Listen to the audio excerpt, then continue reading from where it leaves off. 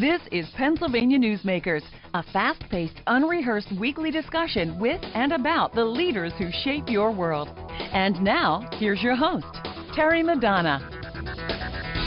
It's time for our important healthcare update. One of the experts that we bring in from time to time is Dr. Stuart Shapiro. He's the president and CEO, if you will, of the Pennsylvania Healthcare Association. Doctor, thanks for coming on, as always. Look, before we get, we want to talk about budgets and numbers and money. We're always talking about budgets and money.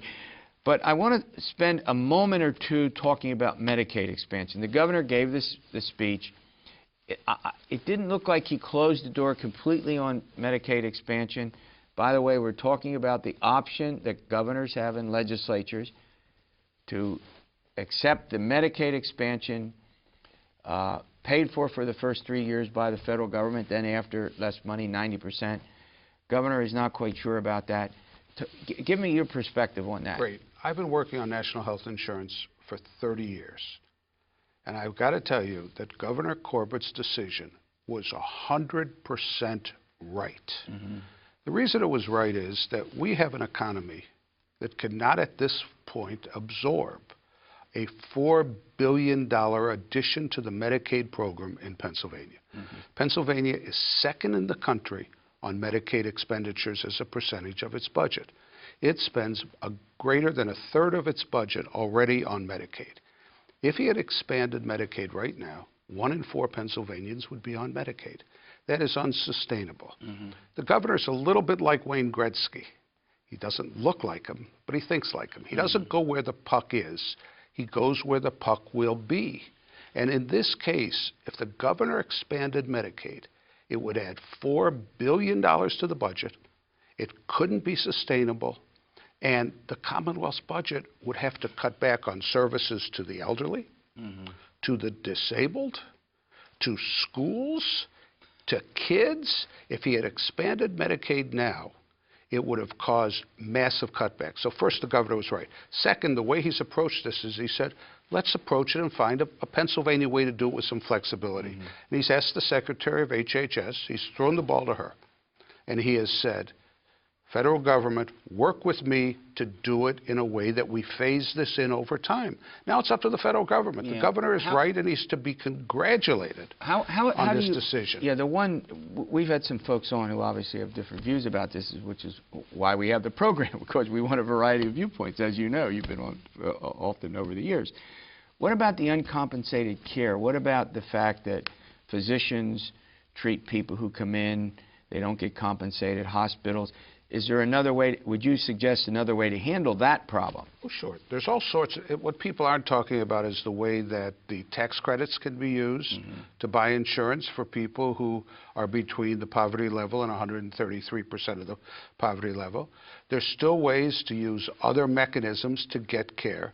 And what this is all about is that the hospitals, the pharmaceutical companies, and especially the pharmaceutical companies who are advocating for this expansion want all those extra dollars for drugs. There are ways to do this.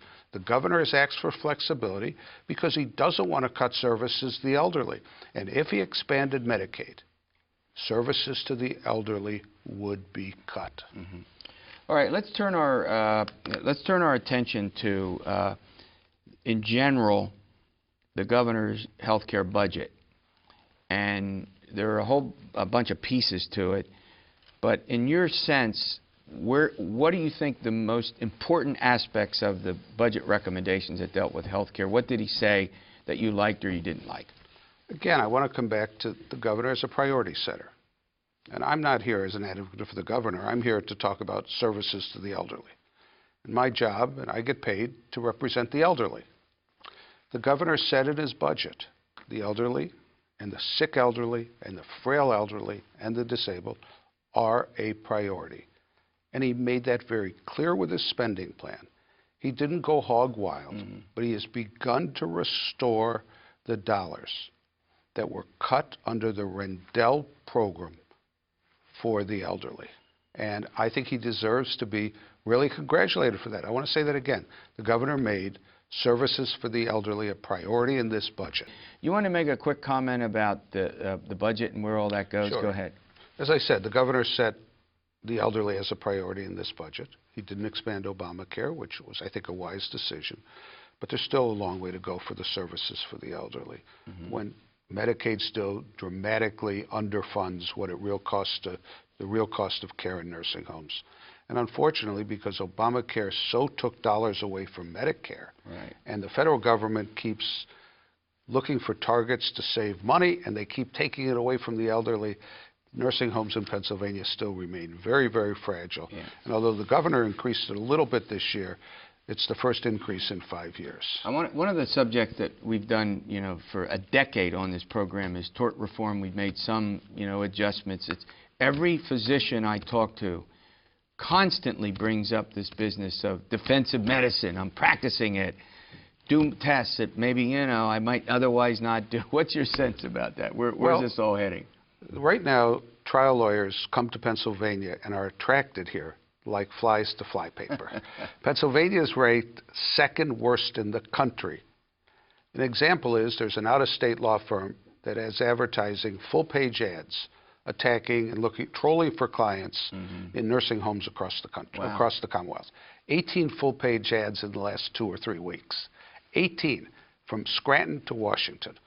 Right now, pending before the Senate is a bill, an apology legislation bill. Apology laws are common sense reform. It says that if things go wrong, a doctor or a nurse can sit down with a family and say, I feel really bad. This shouldn't have happened. It happened. This is why it happened.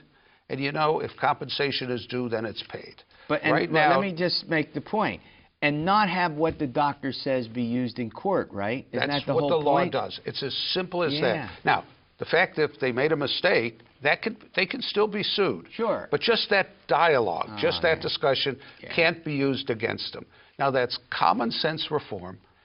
38 states have passed it. All the states around us have passed it. But in Pennsylvania, when something goes wrong, the doctors or the hospital people or the nurses, they literally can't have that dialogue. I'm supposed to be neutral, and most of the time I am. On that, I agree with you. I'm going to say this. I mean, that makes no sense not to allow a University of Michigan, which has this law, has reduced medical malpractice claims by over 50% since this went into effect.